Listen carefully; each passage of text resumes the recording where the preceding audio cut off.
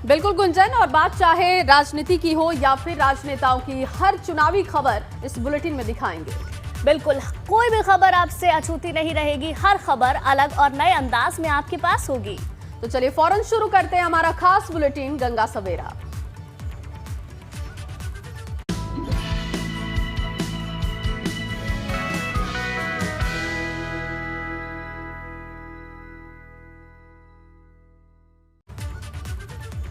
Bulletin की शुरुआत एक बड़ी खबर के साथ करते हैं। लखीमपुर कांड आशीष मिश्रा की सोची समझी साजिश है। एसआईटी ने यह माना है तिकुनिया कांड के वक्त थार जीप में आशीष मिश्रा था, जिससे वो लगातार इनकार कर रहा था, लेकिन अब एसआईटी ने माना है कि वो उस जीप में था। केंद्रीय गृह राज्य मंत्री अजय मिश्रा टेनी के बेटे की साजिश थी।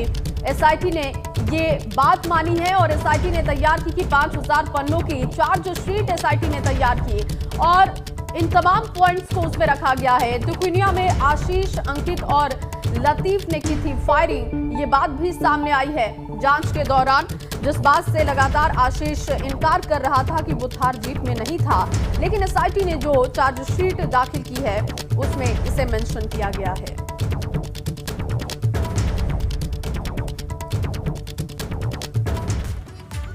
वहीं लखीमपुर में जीप के पहियों के तले मासूम किसानों को रौंदने की जो घिनौनी वारदात थी, उसको केंद्रीय गृह राज्य मंत्री के बेटे आशीष मिश्रा ने ही अंजाम दिया था। इस बात का खुलासा मामले की जांच कर रही एसआईटी की टीम ने अपने 5000 पन्नों की चार्जशीट में किया है।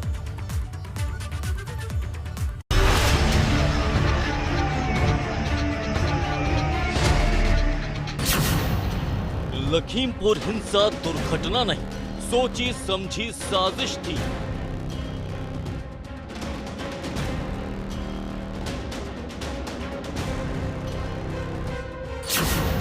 पांच 5000 पन्नों की चार्जशीट ने बढ़ाई आशीष मिश्रा की मुश्किल। जिस लखीमपुर हिंसा ने यूपी के सियासी मिजाज को बदल दिया था, अब उस हिंसा को लेकर पुलिस ने 5000 पन्नों की चार्जशीट कोर्ट में दाखिल की है। इस चार्जशीट में केंद्रीय मंत्री अजय मिश्रा टेनी के बेटे आशीष मिश्रा को मुख्य आरोपी बनाया गया है। पूर्व में 13 अभियुक्त और एक अभियुक्त वीरेंद्र शुक्ला के विरुद्ध चार्जशीट आई हुई है। वीरेंद्र शुक्ला के विरुद्ध 201 में और सुमित के विरुद्ध 3/25 अतिरिक्त, आशीष, अंकित, लतीफ और सत्यम के विरुद्ध धारा 30 आर्म्स एक्ट अतिरिक्त, नंदन सिंह बिष्ट के विरुद्ध 5/27 अतिरिक्त चार्जशीट आई हुई है। पुलिस ने आशीष मिश्रा समेत 14 अभियुक्तों के खिलाफ आईपीसी की धारा 147, 148, 149, 307, 326, 302, 120B, 427, 34, 201, 3/25, 5/25 और आयुध 177 MV के तहत मामला दर्ज किया है। पुलिस की चार्जशीट के मुताबिक घटना के दौरान आशीष मिश्रा उस थार में मौजूद था जिसने किसानों को टक्कर मारी थी। वहीं उसका एक संबंधी वीरेंद्र शुक्ला घटना के समय स्कॉर्पियो में मौजूद था। उसे भी किसानों पर एसयूवी चढ़ाए जाने और हिंसा मामले में आरोपी बनाया गया है। बताया जा रहा है कि वीरेंद्र शुक्ला मुख्य आरोपी आशीष मिश्रा का मामा है। लेकिन बड़ा सवाल यह है कि क्या अब इस खुलासे के बाद मंत्री अजय मिश्रा टेनी अपना इस्तीफा देंगे? क्योंकि जब यह घटना हुई थी तब खुद अजय मिश्रा टेनी ने कहा था कि अगर उनका बेटा इसमें शामिल हुआ है तो वो इस्तीफा जरूर देंगे। ऐसे में बड़ा सवाल यह है कि आखिर अजय मिश्रा टेनी अब किस बात का इंतजार कर रहे हैं? क्या उन्हें अपनी कही वो बात याद नहीं है या फिर वो कहकर भूल गए? क्या उनके लिए नैतिकता का कोई मोल नहीं है? ये सवाल इसलिए भी बड़ा है क्योंकि शीतकालीन सत्र के दौरान पूरा विपक्ष टेनी के इस्तीफे की मांग करता रहा। संसद से सड़क तक संग्राम हुआ, लेकिन इसके बाद भी मंत्री अजय मिश्रा टेनी ने इस्तीफा नहीं दिया। ऐसे में बड़ा सवाल यही है कि जो अब तक नहीं हुआ, क्या वो अब होगा? क्योंकि प्रियंका गांधी ने ट्विटर से एक बार फिर से टेनी पर हमला बोला है। वहीं भाजपा अभी अजय मिश्रा टेनी का इस्तीफा लेने के मूड में नहीं है। जानकार इसे ब्राह्मणों को नाराज न करने के चश्मे से देख रहा है, क्योंकि सूबे में चुनाव है, ब्राह्मण बड़ी संख्या में नाराज हैं। ऐसे में अगर अजय मिश्रा टेनी का विकेट गिरा तो ये नाराजगी कहीं और ज्यादा बढ़ सकती है। लेकिन मुद्दे की बात यह है कि कब तक अजय मिश्रा टेनी की कुर्सी बची रहेगी, क्योंकि अब जल्द ही इसकी सुनवाई कोर्ट में होगी और फिर चार्जशीट में दर्ज एक एक बात सामने होगी। Bureau report, ABP Ganga.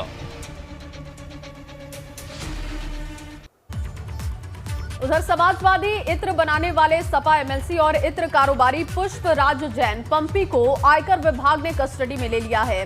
पंपी जैन से करीब 11 घंटे तक पूछताछ करने के साथ ही आईटी टीम ने अतुल जैन और अनूप जैन के घर पर छापेमारी के बाद आयकर विभाग की टीम रात 10:30 बजे पंपी को लेकर कानपुर से निकल चुकी है।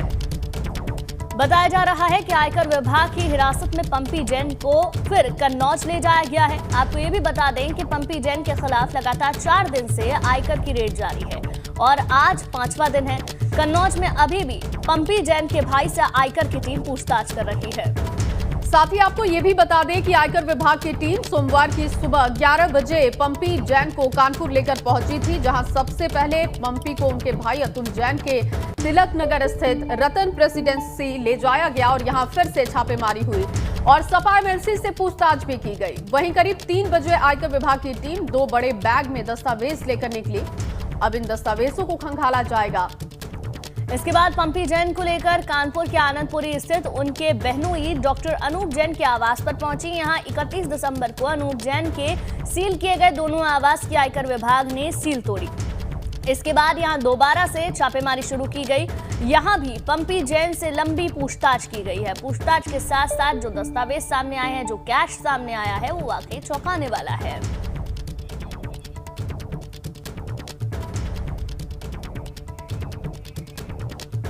समाजवादी पार्टी के एमएलसी पंपी जैन यानी पुष्पराज जैन उर्फ पंपी जैन को अब आयकर विभाग की टीम कानपुर से कन्नौज लेकर के एक बार फिर से रवाना हो गई। इन गाड़ियों में सवार होकर के आयकर विभाग की टीमें यहां पर आई थी। कन्नौज से एक गाड़ी आई थी और उसके बाद स्थानीय जो आयकर विभाग के अधिकारी हैं 2 गाड़ियों से तिलक नगर स्थित रतन प्रेसिडेंसी में पहुंचे थे।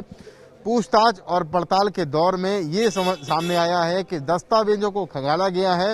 लगातार हेराफेरी की शिकायत आ रही थी और हेराफेरी की शिकायत के बीच दस्तावेजों को खंगालने के बाद अब आयकर विभाग की टीम कानपुर से कन्नौज का रुख कर चुकी है और पंपी जैन को अपने साथ ले गई है। कानपुर से कैमरामैन पंकज निगम के साथ रतीश त्रिवेदी, ABP गंगा। वहीं सीएम योगी आदित्यनाथ आज पश्चिमी यूपी के दौरे पर रहने वाले हैं। आज सीएम अलीगढ़ और सहारनपुर पहुंचेंगे और दोनों ही जिलों को बड़ी सौगातों से नवाजेंगे।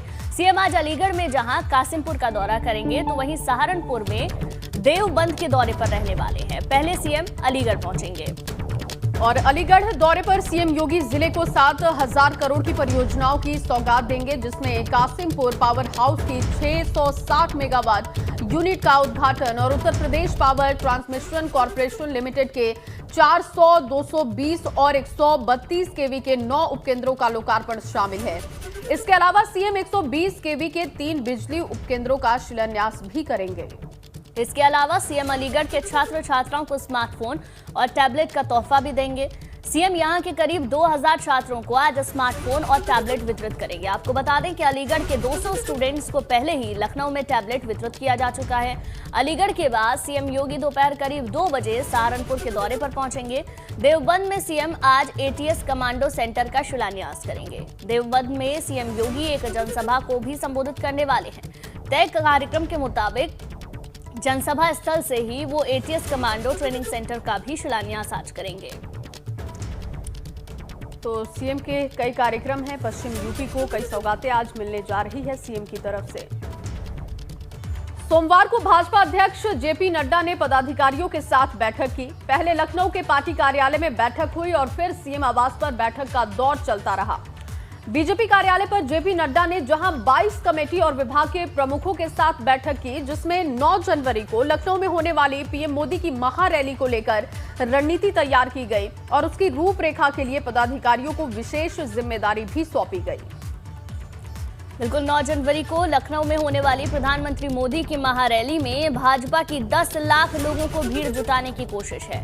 प्रदेश में लगभग 1,73,000 के आसपास बूथ हैं और बीजेपी ने जो रणनीति तैयार की है उसके मुताबिक लखनऊ के 100 किलोमीटर के दायरे में आने वाले सभी जिलों से बूथ से जुड़े सभी लोग आएंगे, जिसमें बूथ अध्यक्ष, बूथ प्रभारी और BLA शामिल हैं। बिल्कुल गुंजन, और इसके अलावा 200 किलोमीटर की दूरी वाले जिलों से हर बूथ से 5 लोग रैली में पहुंचेंगे और 300 किलोमीटर दूरी के जो शहर है वहां के हर बूथ से 3 लोगों को बूथ अध्यक्ष, बूथ प्रभारी और BLA 2 को बुलाया जाएगा। 2 BLA इसमें मौजूद होंगे। इसके अलावा बैठक में यह भी तय हुआ है कि 7 जनवरी को लखनऊ से किन्नर यात्रा निकलेगी, जो कि पूरे प्रदेश भर में जाएगी और जनता को संदेश देने की कोशिश होगी। किन्नर समाज महिलाओं को चावल देगा और बीजेपी के लिए आशीर्वाद मांगेगा।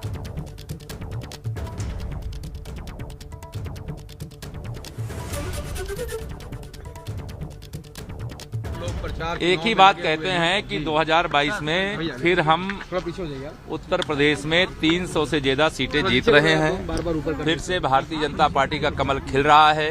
फिर से उत्तर प्रदेश में जो सुशासन है वो कायम रहेगा। सपा, बसपा, कांग्रेस अगर सब मिल करके लड़े तो भी हराएंगे, अलग अलग लड़ेंगे तो भी हराएंगे। जनता भाजपा के साथ है, विपक्ष मुद्दा विहीन है। 7 तारीख को 12 बजे भारतीय जनता पार्टी कार्यालय से माननीय मुख्यमंत्री जी हम लोग की किन्नर यात्रा निकलने जा रही है। पूरे 75 जिलों में हम लोग केसरिया चावल और हल्दी माँ बहनों को आशीर्वाद के रूप में देंगे और भारतीय जनता पार्टी के लिए वोट मांगेंगे पूरे प्रदेश में। बीजेपी के राष्ट्रीय अध्यक्ष जेपी नड्डा ने आज पहले बस्ती में और फिर उसके बाद लखनऊ में जन विश्वास यात्राओं का जब समापन हुआ तो जनसभाओं को संबोधित किया और उसके बाद लखनऊ में पार्टी कार्यालय पर पहुंचे, जहां जो पार्टी के अलग अलग हम कहें 22 समितियां हैं, जो विभाग हैं, उनके जो प्रमुख हैं उनके साथ बैठक की और 2022 के चुनाव में क्या रणनीति रहेगी, अलग अलग विभागों की क्या रणनीति रहने वाली है, उस पर चर्चा की। इस बैठक में राष्ट्रीय अध्यक्ष जेपी नड्डा के साथ साथ प्रदेश अध्यक्ष स्वतंत्र देव सिंह मौजूद थे, महामंत्री संगठन सुनील बंसल मौजूद थे, प्रदेश महामंत्री JPS राठौर मौजूद थे, प्रदेश उपाध्यक्ष मौजूद थे, गोविंद नारायण शुक्ला मौजूद थे, विजय बहादुर पाठक मौजूद थे, सलील बिश्नोई मौजूद थे, अमरपाल मौर्य मौजूद थे, विद्यासागर सोनकर मौजूद थे। दरअसल अलग अलग जो कमेटियां हैं, जो विभाग हैं, उनके जो प्रमुख हैं, अगर हम कहें चाहे सोशल मीडिया हो, चाहे मीडिया हो, चाहे चुनाव प्रबंधन समिति हो, चाहे हम कहें लाभार्थी योजना से जुड़ी जो कमेटी है, चाहे विशेष बूथ अभियान से जुड़ी जो कमेटी है, उन सभी कमेटियों के जो प्रमुख थे उनके साथ यहाँ बैठक की है, क्योंकि चुनाव में इन सभी की महत्वपूर्ण भूमिका रहने वाली है। वीरेंद्र के साथ अनुभव शुक्ला, एपी गंगा, लखनऊ। तो रैलियों का सिलसिला लगातार जारी है। 9 जनवरी को एक बड़ी रैली हो रही है और बड़ी बात यह है कि उसमें बड़ी संख्या में लोगों को जुटाने की कोशिश भी है। अनुभव शुक्ला हमारे संवाददाता लखनऊ से ज्यादा जानकारी के साथ हमारे साथ जुड़ गए हैं।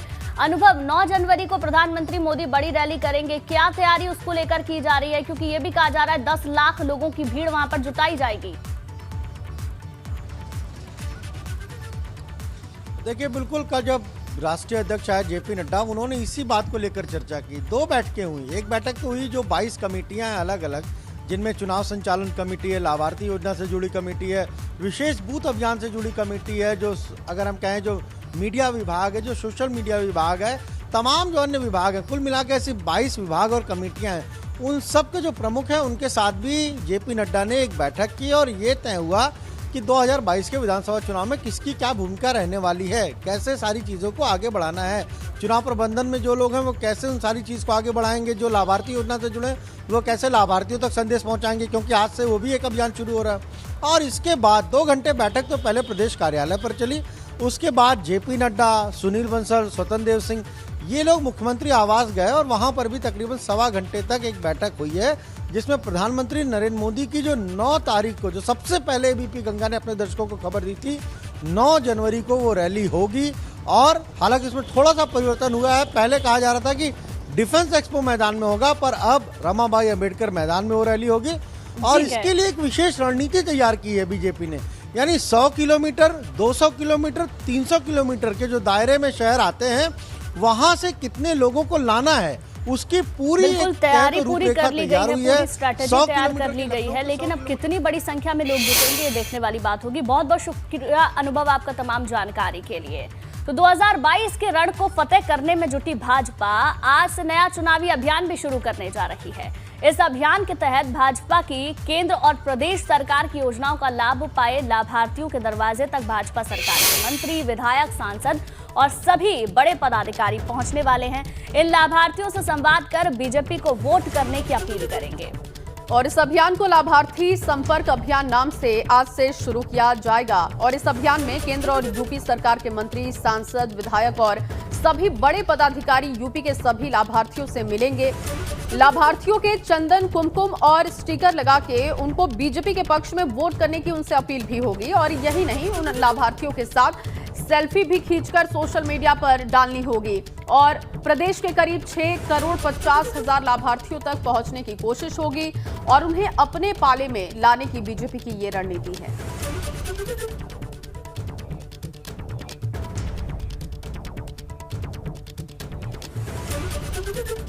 देखिए, टीकाकरण अभियान का आगाज हो रहा है। भाजपा घर घर पहुंचने की कोशिश में और इसी कड़ी में लाभार्थियों से मिलने का कार्यक्रम है। तमाम बड़े नेता पहुंचेंगे घर घर और लाभार्थियों से मिलते हुए उन्हें अपने पाले में लाने की कोशिश करेंगे।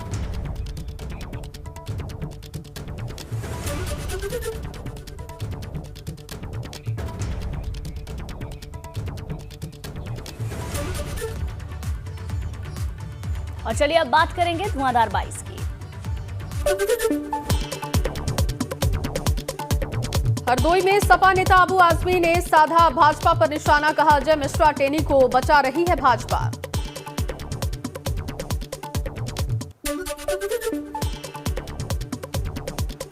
मेरठ में प्रसपा नेता अमित जानी की रैली में मची भगदड़, कंबल बांटने के दौरान भगदड़ हुई। पुलिस ने अमित जानी पर दर्ज किया मुकदमा। गाजीपुर में विधायक सुनीता सिंह ने पूर्व मंत्री ओम प्रकाश सिंह पर लगाए आरोप। जमानिया के 12 गांव में बन रहे पीपा पुल के काम को रुकवाने का आरोप लगाया। पीलीभीत में अपनी ही सरकार के खिलाफ धरने पर बैठे भाजपा विधायक राम शरण वर्मा 9 सूत्रीय मांगों को लेकर धरना दिया। सोनभद्र में केंद्रीय मंत्री हरदीप सिंह पुरी ने 4 करोड़ 60 लाख की परियोजनाओं का शिलान्यास किया। 250 महिलाओं को दिए गैस कनेक्शन।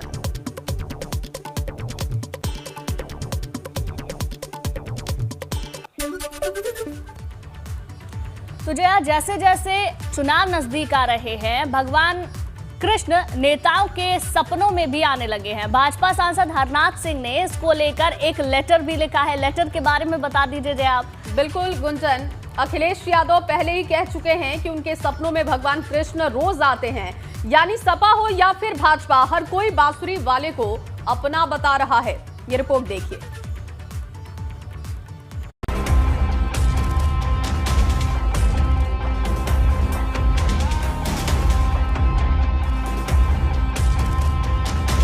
काशी में मोदी, मथुरा में योगी, इस बार लड़ाई जमकर होगी।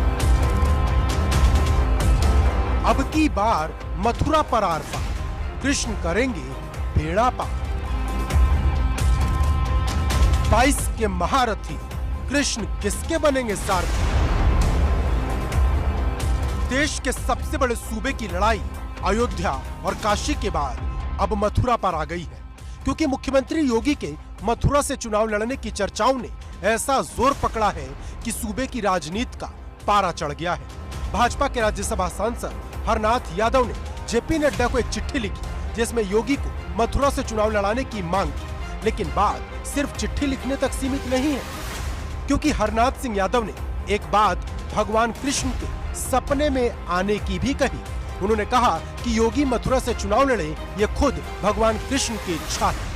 मुझे तो रात्रि को 2 बार स्वप्न आए। दोनों बार मुझे ऐसा लगा कि भगवान कृष्ण मुझसे कह रहे हैं कि मैं उनके और अपने राष्ट्रीय अध्यक्ष जी के बीच में मध्यस्थ बन करके उनका संदेश भेजूं कि वो मथुरा से चुनाव लड़े। उसी तारतम्य में मैंने प्रातःकाल सुबह उठते ही आदरणीय नड्डा जी को पत्र लिखा है और मैंने कहा कि वृष क्षेत्र की पवित्र रज का कण कण ये चाहता है, भगवान कृष्ण भी यही चाहते हैं कि वो मथुरा से चुनाव लड़ें।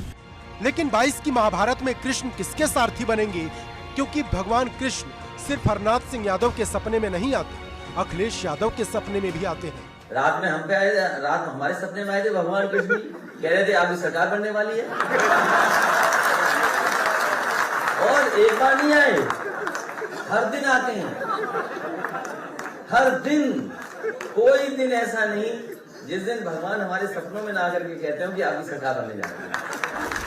अखिलेश यादव योगी के मथुरा से चुनाव लड़ने पर जमकर चुटकी ले रहे हैं। जब ये चुनाव लड़ने जाएंगे हमारे बाबा मुख्यमंत्री जी, जिस भी क्षेत्र में जाए, हमारे सब लोग जानते होंगे कि अगर बेटा परीक्षा में ना पास हो पा रहा हो तो कई बार माँ बाप और चाचा भी जाते हैं थोड़ी नकल कराने। तो हमारे बाबा मुखर्जी फेल हो चुके हैं, अब उनको कोई पास नहीं कर रहा। लेकिन भाजपा मथुरा को लेकर एकदम सीरियस है। दरअसल भाजपा मथुरा के जरिए एक नया एजेंडा सेट करना चाहती है।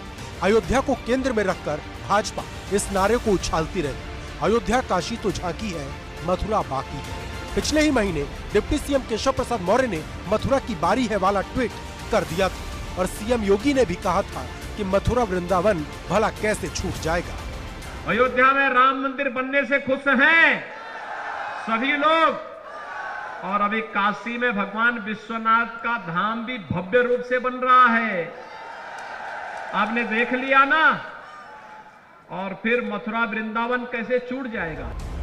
इन तमाम बयानों से साफ है कि योगी और भाजपा के चुनावी समर के लिए मथुरा एक अहम पड़ाव है, जहां से पश्चिमी यूपी का खेल पलटने में भाजपा को मदद मिलेगी, क्योंकि किसान आंदोलन खत्म जरूर हो गया है लेकिन किसानों का गुस्सा अभी भी बाकी है। वैसे भी कहा जाता है कि ब्रजभूमि से योगी आदित्यनाथ का काफी लगाव है। इसे इस बात से भी समझा जा सकता है कि जनविश्वास यात्रा को हरी झंडी दिखाने के लिए सीएम योगी ने मथुरा को ही चुना। खुद सीएम योगी के मुताबिक मुख्यमंत्री बनने के बाद से वो अब तक 18 बार मथुरा का दौरा कर चुके हैं, जिसमें 2017 में 5 बार, 2018 में 4 बार, 2019 में 3 बार, 2020 में 1 बार और साल 2021 में 6 बार मथुरा पहुंचे, जिससे अंदाजा लगा सकते हैं कि मथुरा भाजपा और योगी के लिए कितना अहम है। लेकिन सवाल बड़ा ये है कि क्या वाकई सीएम योगी चुनाव लड़ने के लिए मथुरा को चुनेंगे, और चुनेंगे तो क्या इसका पश्चिमी यूपी में बड़ा असर पड़ेगा। Bureau report, ABP Ganga. तो इस बार ऐसा नजर आ रहा है कि श्री कृष्ण ही बेड़ा पार करेंगे। देखने वाली बात ये होगी जया कि योगी आदित्यनाथ इस बार चुनाव कहां से लड़ते हैं। बिल्कुल, क्योंकि लगातार उनसे अपील तो की जा रही, लेकिन मथुरा को लेकर अब सियासत कितनी तेज है गुंजन, ये इस रिपोर्ट में हमने दर्शकों को दिखाया। लेकिन अब वक्त है गुंजन ग्राफिक्स के जरिए ये बताने का कि आज क्या बड़ी खबरें रहने वाली है, तो आप इंतजार कीजिए। बिल्कुल जया, क्योंकि हर एक खबर हम अपने दर्शकों तक पहुंचाएं, यही हमारा लक्ष्य है और लगातार इसको लेकर हम अपने दर्शकों के बीच समय समय पर आते भी हैं। दर्शकों तक हर वो खबर जो बेहद जरूरी है वो पहुंचाना हमारा काम भी है, इसलिए हम चुनावी शोर के बीच भी अहम खबरों पर लगातार नजर बनाकर रखते हैं ताकि कोई भी महत्वपूर्ण खबर हमारे दर्शकों तक पहुंचने से छूट ना जाए। Jaya, over to you. बिल्कुल गुंजन, चुनावी शोर में कोई बड़ी खबर, कोई अहम खबर दर्शकों से ना छूटे, ये हमारी जिम्मेदारी है। तो आज की बड़ी खबरें क्या रहेंगी, चलिए बता देते हैं। आज बच्चों को लगने वाली कोरोना वैक्सीन का दूसरा दिन है और पहले दिन वैक्सीन सेंटर पर बड़ी संख्या में बच्चों को वैक्सीनेट किया गया। आज दूसरे दिन लखनऊ के स्कूल कॉलेज में भी वैक्सीनेशन कैंप लगाए जाएंगे और इसकी शुरुआत कुछ निजी कॉलेजों से की जा रही है, जिसमें जल्द से जल्द बच्चों को वैक्सीनेट करने का लक्ष्य तय किया गया है। वहीं आज यूपी के 7 शहरों को ई-सिटी बस का तोहफा मिलने वाला है। मेरठ, मुरादाबाद, बरेली, शाहजहांपुर, अलीगढ़, आगरा और मथुरा में आज से इलेक्ट्रिक सिटी बसें दौड़ेंगी, जिसके लिए मेरठ को 15 और बाकी शहरों को 10-10 ई बसें दी गई हैं और सीएम शाम 5 बजे ई बसों को हरी झंडी दिखाकर रवाना करेंगे। गुंजन, ये 2 बड़ी खबरें और अहम खबरें हैं जिस पर दिन भर हमारी नजर होगी। बिल्कुल जया, ये बड़ी खबरें जिन पर दिन भर हमारी नजर रहने वाली है। वैक्सीनेशन के लिहाज से भी देखें तो वो बहुत ज्यादा अहम हो जाता है। इसके साथ साथ जो इलेक्ट्रिक बसों की सुविधा है वो भी मिलने जा रही है। एक तरफ जहां बच्चों को कोरोना से बचाने के लिए राजधानी लखनऊ के लिए निजी जो बसें हैं वो शुरू की जा रही है, निजी कॉलेज अच्छी पहल भी कर रहे हैं, तो वहीं दूसरी तरफ शहरों में भी ई बसें चलाने से पर्यावरण सुरक्षित भी रहने वाला है। और अब वक्त हो रहा है एबीपी गंगा के एक खास सेगमेंट क्या चल रहा है का, और ऐसे में मथुरा में क्या चल रहा है ये जानने के लिए एबीपी गंगा संवाददाता अनिल सारस्वत पहुंचे चाय की दुकान पर।